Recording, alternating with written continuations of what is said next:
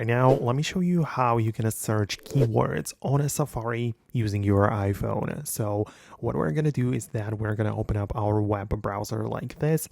And if I have like any page open, in my case, it's the apple.com, you can see that I can browse it like this.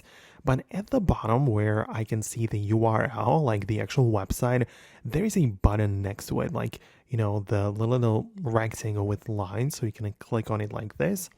This makes more options appear, and in the bottom left corner we have the search page or find on a page button. So that's what you need to click on like this.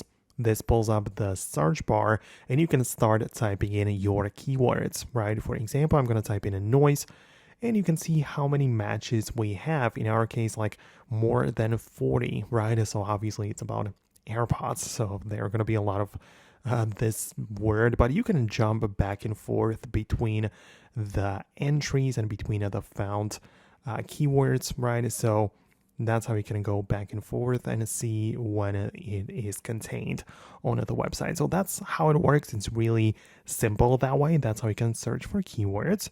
If you click on it right there, you can also find the match case or the whole word. So, it kind of depends in if the only word is the thing that you are looking for or the combination of letters appears anywhere. So some advanced features if you want to go a little bit deeper into that, but that's like the way you can find keywords on a Safari using iPhone. Subscribe for more. Thanks a lot for watching and I'll see you later in future uploads.